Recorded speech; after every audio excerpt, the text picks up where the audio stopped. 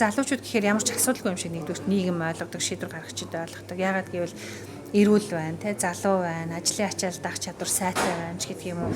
Хөдөлмөр эрхэлснээрээ одоо татвар төлөгчдийн одоо хичнээн хувьч залуучууд байгаа юм, тэ.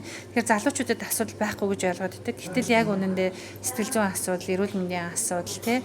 Хөдөлмөр эрхлэлтээр жишээлбэл хөдөлмөрийн мөлжлөгт өртдөг асуудал, сайн дурын ажил гэхээр сайн дурын ажил нэрээр дахиад хөдөлмөрийн мөлжлөгт өртчихдөг ч гэдэг юм уу, тэ. Хөдөлмөрийн үнэлгээнд доогуур байдаг мэрэгших, карьер хөөх гэдэг юм уу.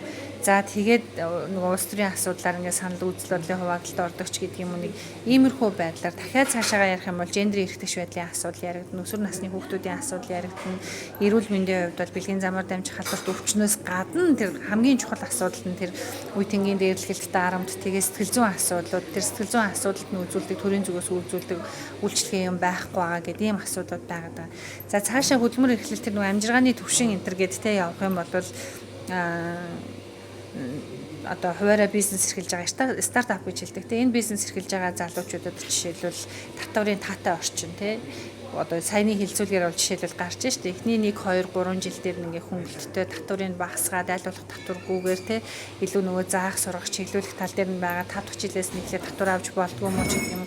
Тайлангаа яаж гаргах юм, бизнесийнхаа тайлан яаж гаргах юм гэдэг дээр хүртэл ямарч арга зүйн нэмжлэг байхгүй байна гэдэг ч юм. Тэгэхээр иймэрхүү нөгөө үе шат насны онцлог болгонд нь тохирсон юм бодлогын уялдаа холбоог хийж залуучуудын нөхцөл байдал сайжирна.